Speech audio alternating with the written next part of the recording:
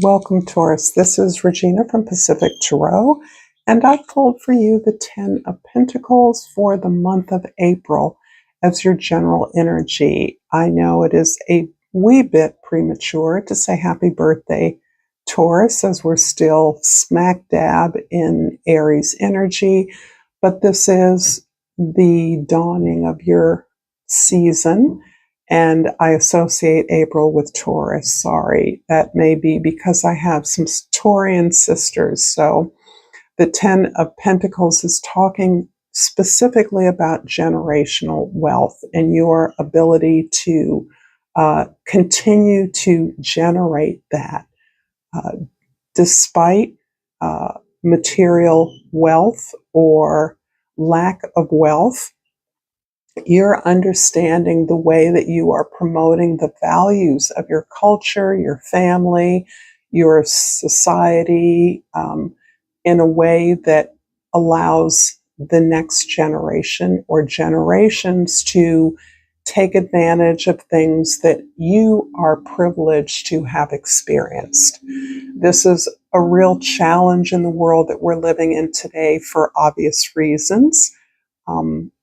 There is a way that I believe you are being asked specifically to look at the things beyond financial resources that you share and promote, that you are instilling, that you are leaving behind, that you are setting up for your children or next generations to carry through.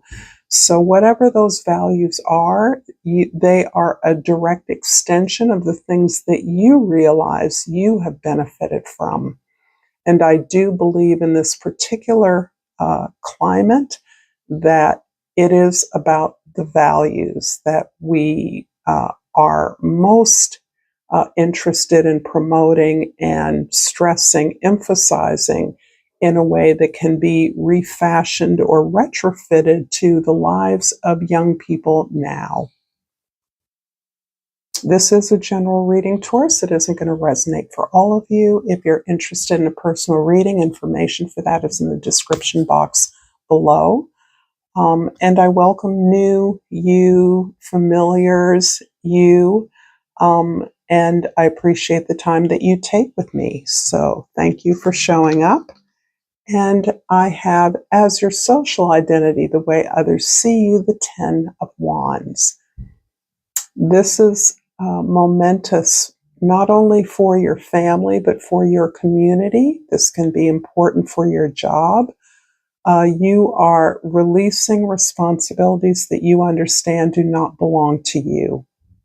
You have put in everything into securing your foundation, to making sure that you can sustain your well-being, your livelihood, and you are releasing things that no longer serve you as a necessary part of being sustainable, being able to keep your level of comfort and stability going. My sense is that you are the head of household, the provider, the chief provider, in a situation in which you are single, married, with family, with extended family, whatever your situation is, you are calling the shots. And you are needing to make some much needed culling, sorting, redelegation of your efforts because you're carrying way too much responsibility. However, you find whatever tools or assistance you need to disseminate the work so that it is sustainable for you, that's the ticket right now. But this does indicate an incredible exhaustion in just coming to terms with the overwhelming weight of the responsibilities that you carry. Another 10, I might add, indicating that you are reshifting your idea of responsibility to others to be more about a reflection of your own responsibility to yourself. honoring yourself, respecting who you are and the values that you believe are most significant. In the first house, we have the Tower card. There's something that has not gone the way that you wanted to, the way that you believed it would go or should go. This can be an unexpected shift in your resources, perhaps in your lifestyle. This can be a collapse of some external social structure that you've been depending upon.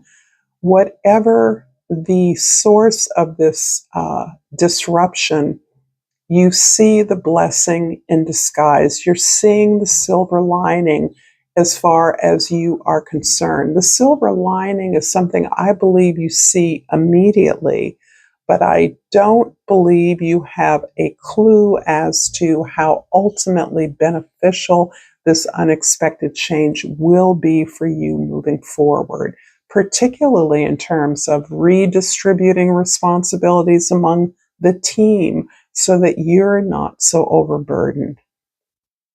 It may feel like, and it can come in the form of a catastrophe, a real physical collapse of something, but this is having ultimately a much uh, um, liberating impact on you in the long term. In the fourth house is the Four of Pentacles. This is your roots, your family, your foundation. The Four of Pentacles is consistent with who you are, Taurus. You are grounded, you are stable, you probably have a healthy savings account, you are frugal, you are cautious, you enjoy the good things in life, but it's important to you to be comfortable. And so you are cautious with your foundation. You're cautious with your resources. You're not overly generous, but you understand whatever you're going to build is going to be on the basis of this foundation that you've created. And this is about making sure that you stay stable and secure moving forward. In the seventh house of your significant others, relationships, the Seven of Wands indicates the need to set up clear boundaries. And as you make changes, the changes that you're necessarily making as you're looking more globally at the values and the resources you would like to promote for the edification of younger generations, your children, you're understanding that to make these shifts, to redistribute the responsibility among all involved, you are a bit defensive about it because you're going to get a lot of blowback. People are not going to be happy about you stepping back from things that you've always done. And they are in some disbelief, but there's a lot of subtle ways that they will pressure you to keep doing what you've been doing, even if it is visibly exhausting you, it is visibly beyond your energy level to keep going, even though it is unfair. And it is upon you to be clear that this is where you stop. You can only do X amount, or you can't do Y anymore, or possibly A could do B. There's a lot of resistance, but you're so clear that this has long been encroaching upon your right to be who you are and to develop the talents, the gifts, the hobbies, the activities that you enjoy. I'm going to pull a oracle card from the flora and fauna of Africa and hope that if you're liking this video, you will like this video, share it with others, and subscribe to my channel, Pacific Tarot. And I have pulled the butterfly. Change is necessary for growth. And with every transformation, you are evolving into your best self. Allow yourself to flow and grow freely. I think this is talking a wee bit about the way that you are making these changes. As Venus is your ruling sign, you are known for grace, harmony, beauty, balance, fairness. You are strongly passionate and you love what you do and you want to love what you do. Making these changes is not comfortable for you. It is not easy. And you, I believe, can find support for the changes you want to make, not necessarily within the group, team, organization, or family where you, as one of the stakeholders in charge, are trying to make the changes. I believe that assistance is coming to you from outside. It may be assistance you seek, but you are joyfully seeking that assistance, knowing that these changes can be made and that you cannot sustain the way things have been going. I love this energy for you. In the first house, the Tower card in your perspective is clarified by the Five of Swords. There's a lot about your own ideas, the way you articulate them, the way you share them, the way you participate in your community, your family, your group, at your job, that you are understanding is not meant to help you. You once doubted your ideas. You still doubt your ideas, but you are now less influenced by others' thoughts.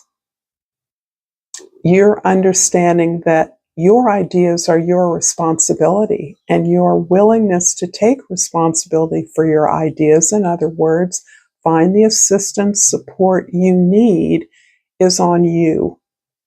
It's not on others. There will always be criticism. There will always be people who laugh at your attempt to find happiness, sadly. But you now understand that you have faith, you trust in your ideas, you have experience having achieved a lot, holding a family, an organization, a location, a project together takes a lot of clarity, will, and perseverance, and you have all that, and you have vision. This is about taking responsibility for your vision, for your ideas, knowing that the desire to change is a blessing. It's the right thing to do.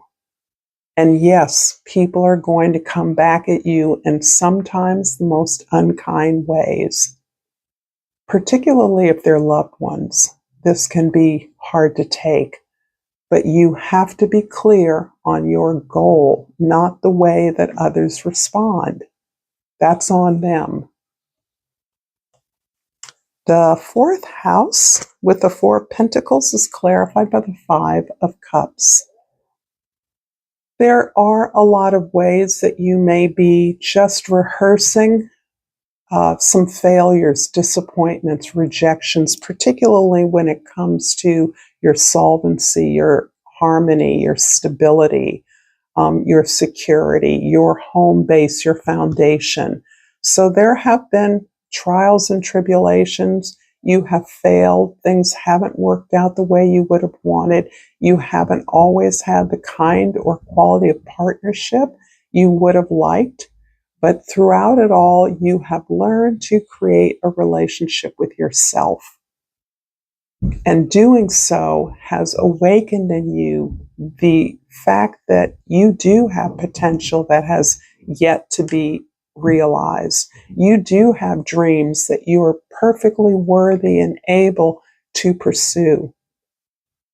And in that, you are being strategic about the way that you are organizing your foundation, because pursuing these dreams is coming on in a new set of terms. In other words, you're seeing your relationships as partners in the things that you desire. And this hasn't always been the case. You want active participation, not somebody following along because you're in control. You want somebody who wants the same things that you want and is willing to do the same amount of work as you are. In the 7th house, significant relationships, the 7 of Wands is clarified by the Page of Coin. I like this because you already know that by creating this change, you're going to be in a new space where you're going to have to learn how to do things differently. If that means how to be a boss, as in how to delegate responsibilities among the group in a more fair or responsible way, then you're willing to learn that. I also think this is where help comes in again. This is another place where there are people, there are services, there are resources that can help you to learn to do this in a way that is neutral, in a way that creates buy-in from others, and in a way that ultimately serves you by relieving you of all the responsibility for everything. You're open to that now. In fact, it can be through someone who is learning, a student, an intern, a child, a grandchild, a friend that is bringing this resource or this awareness of a resource to you and saying, I've used this person before, or I use this service. She's a great house cleaner, or he's a wonderful nanny.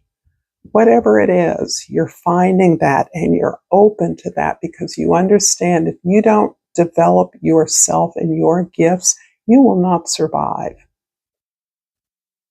In the 10th house, the 10 of Wands is clarified by the 6 of Swords. Yep, you're leaving something behind. You're done.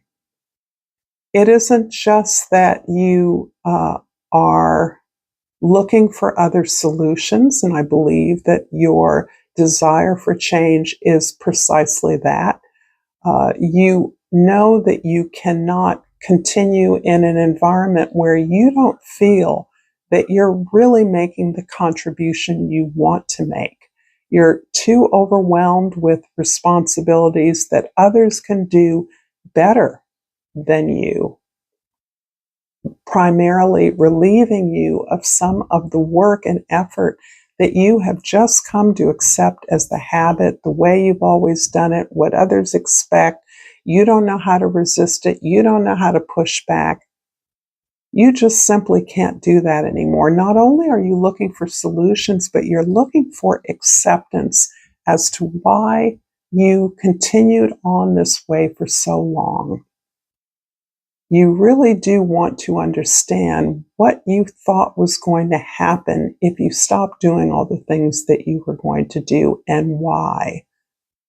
If you're surrounded by loved ones or by colleagues that you trust, why is it that someone else can't step in occasionally or take on aspects of the work you do in a way that would be more efficient, more productive?